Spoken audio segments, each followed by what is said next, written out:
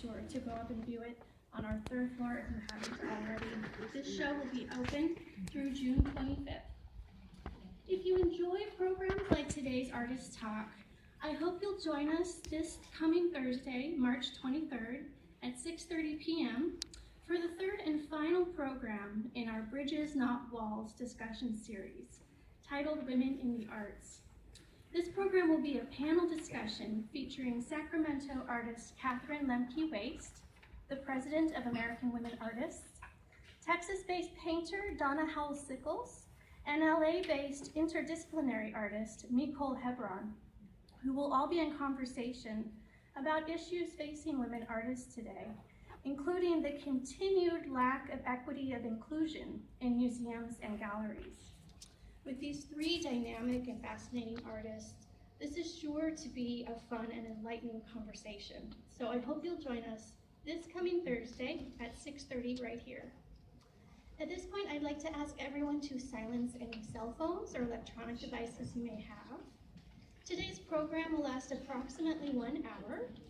After Chrysanthemum's talk, please join us in the Freeman Court for a complimentary reception and book signing with the artist. Your special sticker, which it looks like everybody has one, that is your entry to the reception, so make sure you have that. And now to introduce today's speaker, please join me in welcoming the Crocker's in-house curator for the Forbidden Fruit exhibition, Assistant Curator, Christy Pajala.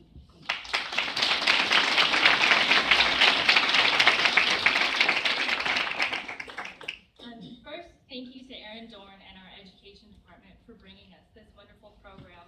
And thank you to all of you for joining us here today. I am so incredibly honored to introduce the artist of the Forbidden Fruit exhibit today, Chris Anseman, and to welcome both her and her mother, Anna, who has traveled with her to the Crocker Art Museum. It is such a treat for us to have the artist at the museum for the exhibit opening, and I hope you will enjoy the opportunity to speak with her about her work at our reception. Chris earned her BFA in Ceramics and Painting from Indiana University of Pennsylvania, and then went on to earn her MFA in Ceramics from the University of Minnesota.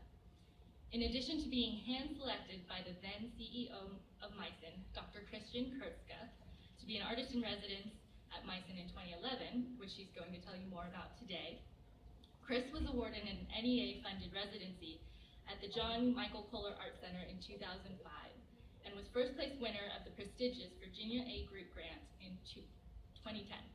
Today, she is a board member of the LH Project in Joseph, Oregon, as well as the Archie Bray Foundation in Helena, Montana. Forbidden Fruit opened to the public this morning in our Weeboard Gallery on the 3rd floor, where the windows offer a view across to the Crocker's historic building, and that's where you'll find the Kathy and Ronald Gilmeister collection of early Meissen porcelain housed in our permanent collection. This seems like a fitting location, as Chris's work is very much informed and inspired by Meissen's early history, the delicate patterns adorning its 18th century tableware and its famed chief modeler, Candler. Using timeless themes of seduction, temptation, and pleasure, as well as references to 18th century artists and dining culture, Chris's collaboration with Meissen's specialists looks to past traditions while incorporating contemporary elements to create the exquisite works you see upstairs. For those of you who have seen the exhibition, I think you will understand the double meaning when it's been said that with this work, a 300-year-old tradition of porcelain artistry gets fresh. We hope you will enjoy the exhibition. I think you'll be delighted, entertained, and maybe even tickled pink. Again, I'm so thrilled to have the artist joining us today, so please give a very warm welcome to Chris Anseman.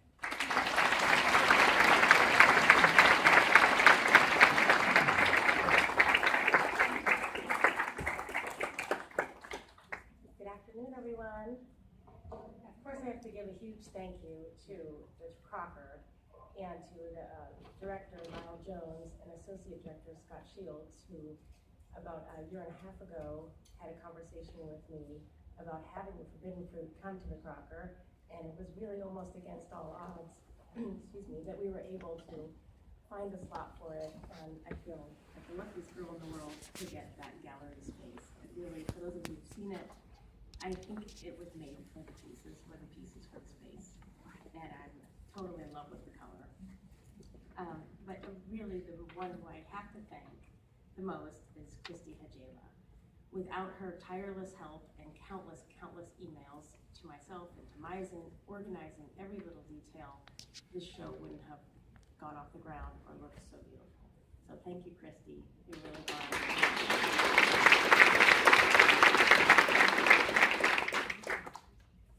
If you don't already have your book, you might want to get one and come to see me for the book signing. This is the cover, so you can know to look for it in the shop. This porcelain figurine has been my muse since 1999. At the University of Minnesota, I was going after the Master's of Fine Art degree in ceramics, to the chagrin of my parents, who thought it was maybe like basket weaving. And in that research, I found you need to look for something to really dig into for your thesis. So in the second year, I found this porcelain figurine. And it wasn't just the figurine, but it was everything that she signifies. It was the world that she was born in, the 18th century dining culture. In the early 1700s, Johann Kambler, who is really the renowned sculptor of Meissen porcelain manufactory, had been to a banquet, well, so the story goes, and noticed that they had these figures made from sugar paste on the table. These would be thrown away at the end of every banquet. A marketing genius, maybe, an amazing modeler, put these two things together and capitalized on that idea, and then the figurine's born. Hundreds of these would be in every pantry of every largest state and palace, because you didn't just have one set of them that you used for every banquet. You had your spring set and your special gods and goddesses and your shepherd and shepherdesses. Everything for every time of year.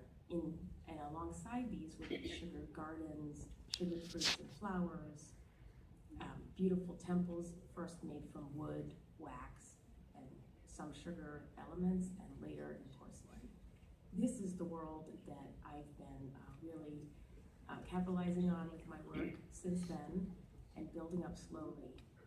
First in Minnesota, I was looking at the intimate relationships and exploring China paint or enamel, which is the color that you see on the porcelain surface, as well as learning about how to build with this porcelain material.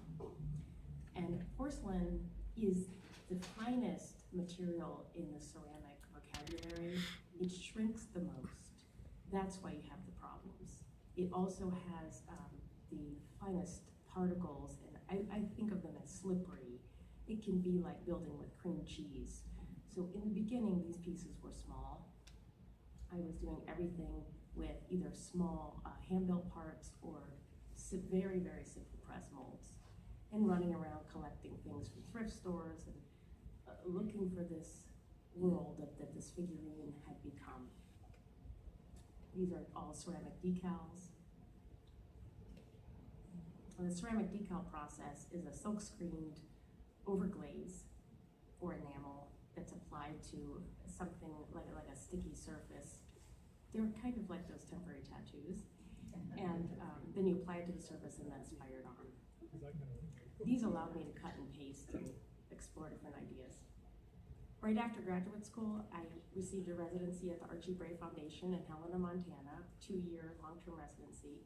And here I started to step away a little bit from a more serious endeavor and think about the Western culture and explore humor and whimsy and not such a heady world of the academic MFA research.